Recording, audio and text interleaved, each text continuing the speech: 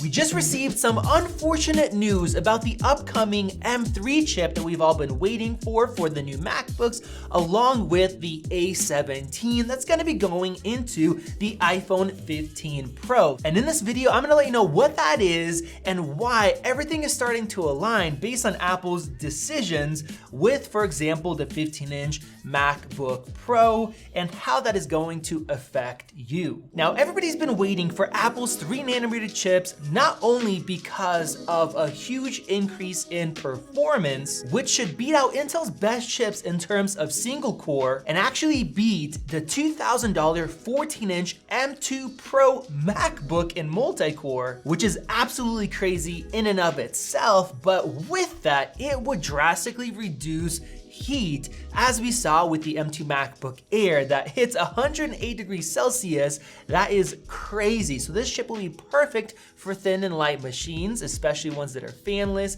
but on top of that also have a great increase in terms of battery life because the chip is way more efficient. Now I'll talk about the performance numbers and how we got to those in just a bit, but first, we've been waiting for 3nm since back in the fall, where we had lots of rumors that the M2 Pro and Max would be on the 3nm node. As we know, that didn't happen, and the M2 Pro and Max, while having some improvements, were not a massive increase because TSMC weren't able to start producing those chips when we had that info back in June, about August or so coming out, and they only started to produce them at the very end of 2022. So everybody was thinking that the M3 chip would come on the new 15-inch MacBook Air, but TSMC's production began in late December. It's too late for that product.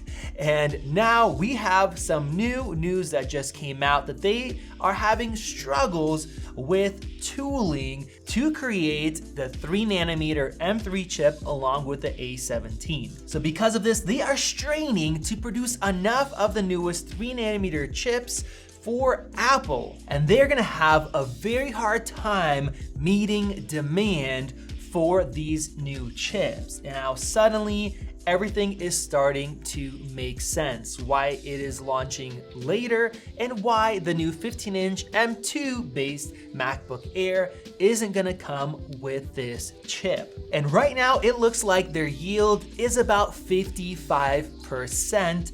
So that is not that great, and they said that they're looking to boost yields by around 5% each quarter. Not each month, but quarter after quarter, meaning that if we're launching in the fall time, it will take a while for those yields to improve. So why is this bad news for M3 Max and for the upcoming iPhone 15 Pros? Well, as far as the iPhones, if you remember the launch of the iPhone 14 Pro, the Pro models, which were the only ones that got the new A16 chip, were sold out for over a month, sometimes 2 months depending on the configuration. And that was with the A16, which was still based on 5nm improved technology. So this is pointing to, once again, having shortages of the phones that people want to buy. And with that, we've had lots of rumors of Apple raising the price on their flagship devices. And I think with these lower yields, that will make that a lot more likely and finally about to happen. Now, we know that Apple ordered TSMC's entire supply of 3nm for this 2023 year, which is crazy. So Apple absolutely wants those chips, as many as they can get, but at the same time, the yield is not good. And Apple folded in negotiations with TSMC for pricing. And as we saw in TSMC's Q1 earnings, their average sales price for their wafers went up by 11.4%, while shipments went down by 14%. So they are charging a lot more.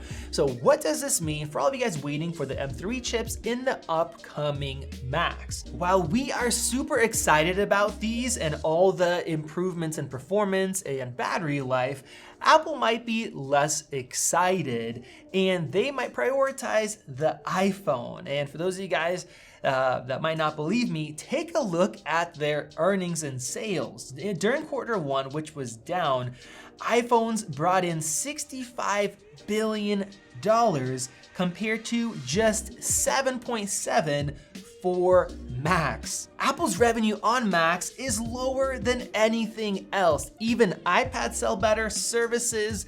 Macs are the lowest for a few reasons. We saw that Apple's Mac sales were down 40%, the steepest ever, forcing Apple to completely shut down M2 chip production, which they've never done with a new chip. Now, part of it is because it's not as impressive as the M1 chip, for example, and because the M1 chip is still available in the M1 MacBook Air, which we highly recommend. And at $800, you can't really beat that machine. People are prioritizing value versus performance, and M1 performance is already good enough for most people, which is why I think the M2 chip in that 15-inch also makes a ton of sense. If they're not having a lot of yield, meaning they're gonna prioritize iPhone and some machines that have good profit, they need to put these M2 chips in other machines,